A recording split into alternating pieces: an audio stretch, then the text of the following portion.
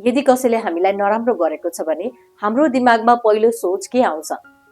कसरी बदला लिने? तर जुन तरिकाले आज हामी बदला लिइरहेको छौँ नि, हाम्रो पतन निश्चित छ। भनेपछि बदला पनि लिने र हाम्रो प्रगति पनि हुने। त्यो के तरिका हो? यसलाई भन्छ स्वीट रिभेन्ज।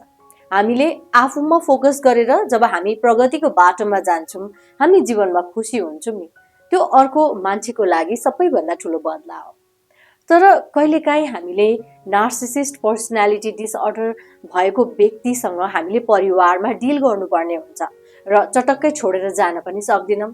किनभने एनपिडीले ग्रसित भएको व्यक्तिलाई हैन यदि हामीले डिल गर्ने हो भने नो कन्ट्याक्टमा जानुपर्छ।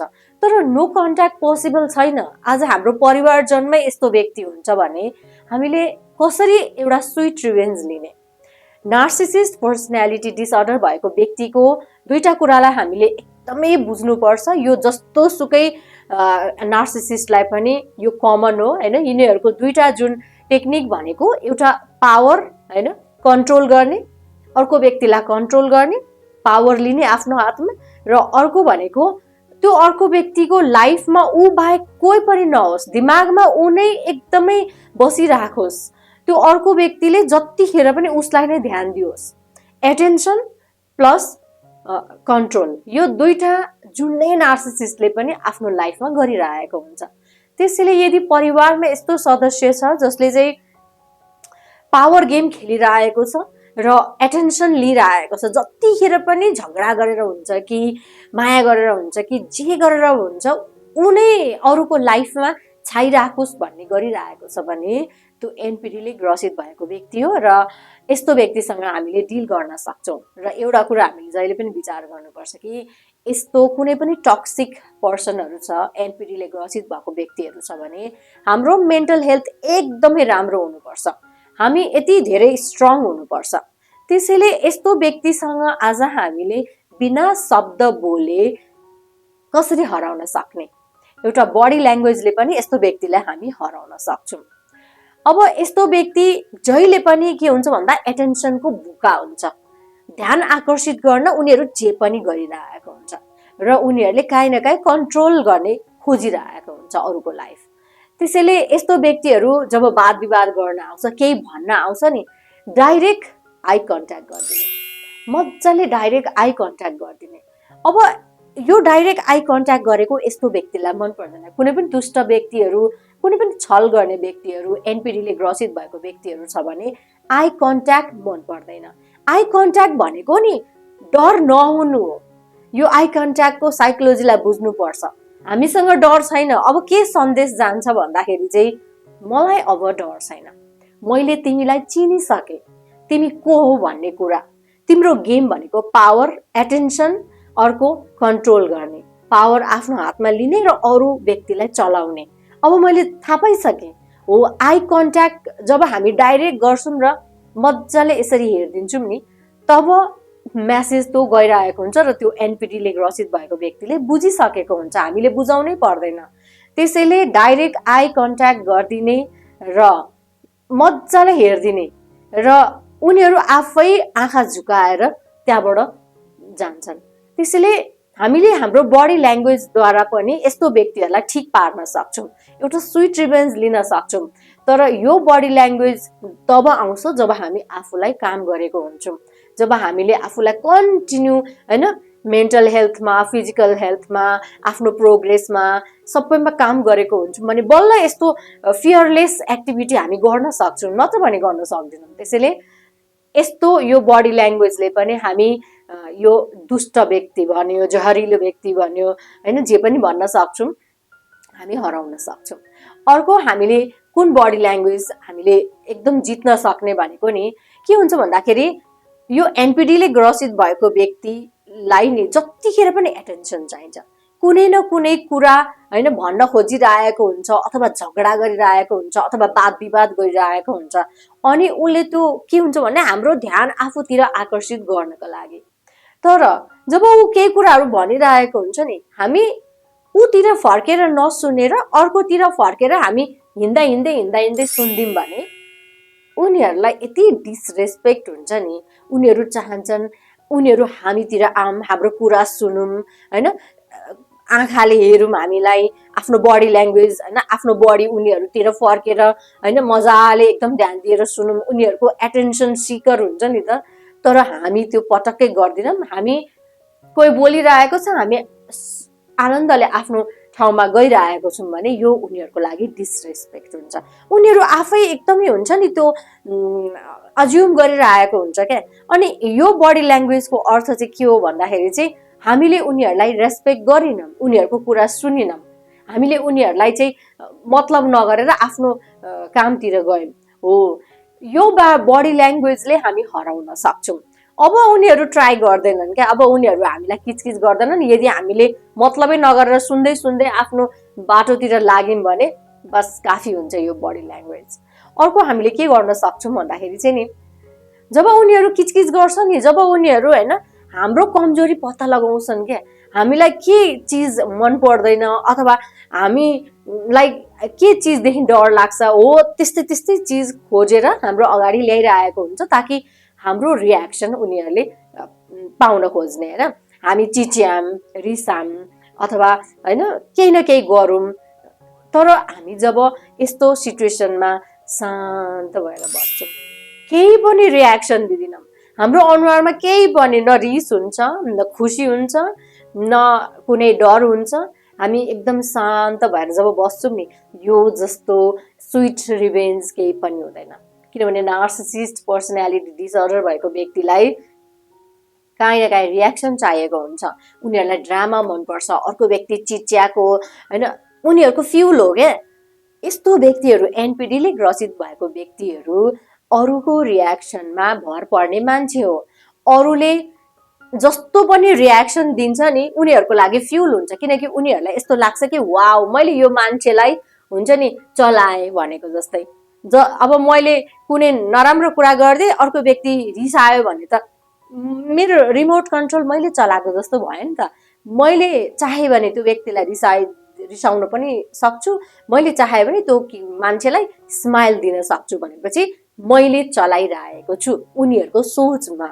त्यसैले यदि उनीहरूले हैन विभिन्न तरिका युज गरिरहेको हुन्छ कि हाम्रो रियाक्सन लिनको लागि, तर त्यतिखेर हामीले शान्त भएर एकदम आनन्द, मुखमा केही पनि छैन, न रिस छ, न खुसी छ, न स्माइल छ, न डर छ हो। यो तरिकाले हामी नार्सिसिस्ट पर्सनालिटी डिसअर्डर भएको व्यक्तिलाई रिभेन्ज लिन सक्छौँ। एक शब्द पनि बोल्नु पर्दैन, तर उनीहरूले बुझिसकेको हुन्छ हाम्रो बडी ल्याङ्ग्वेजद्वारा। अर्को हामीले के गर्न सक्छौँ भन्दाखेरि चाहिँ नि, उनीहरू प्राय जस्तो झगडा गर्ने हैन, वाद विवाद गर्ने, यताउति गर्ने कोसिस गरिरहेको हुन्छ क्या, नराम्रो कुराहरू भनिदिने त्यस्तो गरिरहेको हुन्छ। तर हामी मजाले एकदम हुन्छ नि यो कुम चौडा राखेर एकदम टल तरिकाले टाउको माथि गरेर मजाले उभियौँ भने के हुन्छ भन्दाखेरि हाम्रो कन्फिडेन्स सो गरेको हो क्या। नार्सिसिस्ट पर्सनालिटी डिसअर्डर भएको व्यक्तिलाई हैन एटेन्सन लिनु छ, अर्काको लाइफ कन्ट्रोल गर्नु छ, पावर लिनु छ। तर अब सामनेवाला व्यक्ति जसको लाइफ उसले कन्ट्रोल गर्न खोजिरहेको छ, उनी मजाले स्ट्यान्डिङ टल, हेड हाई गरेर मजाले उभिराख्यो, एउटा आत्मविश्वास देखायो भने के हुन्छ? पक्कै पनि त्यो एनपिडीले ग्रसित भएको कुनै पनि टक्सिक मान्छेलाई मन पर्दैन, किनभने उसले त त्यो अर्को सामनेवाला व्यक्तिलाई त डराएको, रिसाएको, रोको हैन चिच्याएको देख्न मन थियो नि त। तर त्यसको ठिक अपोजिट मजाले उभिरहेको छु, एकदम टाउको पनि माथि राखेको छु, मलाई विश्वास छ मेरो लाइफमा म के गरिरहेको छु, तिमी को हो भन्ने कुरा मलाई थाहा छ र म को हो भन्ने कुरा मलाई थाहा छ, तिमीलाई मेरो जरुरत होला, मलाई तिम्रो जरुरत छैन भन्ने मेसेज गइरहेको हुन्छ हो। नार्सिसिस्ट पर्सनालिटी डिसअर्डर भएको व्यक्तिले तुरुन्त थाहा पाउँछ यस्तो बडी ल्याङ्ग्वेज, त्यसैले ऊ अब हाम्रो छेउमा टिक्दैन। यो एउटा बडी ल्याङ्ग्वेजले पनि हामीले एक शब्द पनि बोल्नु पर्दैन र हामीले स्विट रिभेन्ज पनि लिन सक्छौँ। अर्को हामीले बुझ्नै पर्ने भनेको नि, अब हैन परिवारमा यस्तो व्यक्तिहरू हुन्छ भने हामीले आफूलाई बचाउनु हैन पहिलो कर्तव्य हो। हामीले नाता सम्बन्ध भनेर होइन, नाता सम्बन्ध जेसुकै होस्, तर हामीलाई बचाउने हाम्रो पहिलो कर्तव्य हो। त्यसैले अब अब किचकिच गर्ने मान्छेहरू धेरै छ भने रिल्याक्स एकदम ब्रिदिङ आफ्नै एउटा कर्नरमा बसेर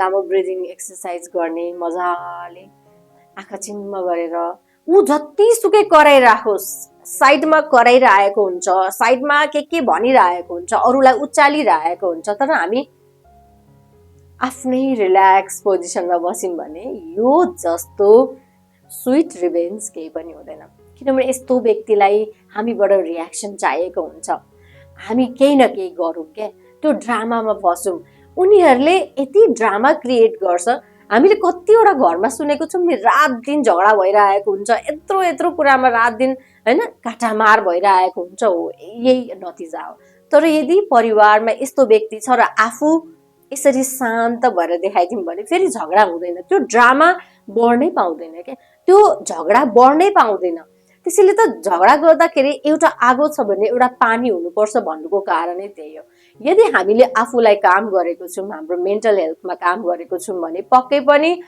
हामी त्यो रिल्याक्स पोजिसनमा आउँछौँ बरु हामी ब्रिदिङ गर्छौँ हैन श्वास प्रश्वासको क्रिया गर्छौँ आँखा चिम्म गर्छौँ तर उनीहरूको ड्रामामा फस्दिनौँ भने यो जस्तो राम्रो रिभेन्ज केही पनि हुँदैन पछि के हुन्छ भन्दाखेरि नि जब एनपिडीले ग्रसित भएको व्यक्तिले त्यो पावर हैन लिन सक्दैन कन्ट्रोल गर्न सक्दैन नि हैन कसैको लाइफ हैन एकदम नजिकको व्यक्तिलाई उनीहरूले टार्गेट बनाइरहेको हुन्छ हस्बेन्ड छ भने वाइफलाई वाइफ छ भने हस्बेन्डलाई हैन आमा छ भने छोराछोरीलाई बुवा छ भने छोराछोरी श्रीमतीलाई हो यस्तो गरिरहेको हुन्छ त्यसैले जब उनीहरूले कन्ट्रोल गर्न सक्दैन एटेन्सन लिन सक्दैन ड्रामामा फसाउन सक्दैन नि तब उनीहरू आफै भाग्छन् आफै उनीहरू हाम्रो छेउमा टिक्दैन किनकि उनीहरूसँग पावर छैन अब यो भनेको यस्तो खालके मान्छे हो जुका जस्तै हो उनीहरू बाँच्ने नै हाम्रो रियाक्सनले गर्दा उनीहरूलाई कसैलाई कन्ट्रोल गर्न सक्यो भने मात्रै उनीहरू बाँच्न सक्छ के उनीहरू खुसीले बाँच्न सक्छ नत्र भने उनीहरू त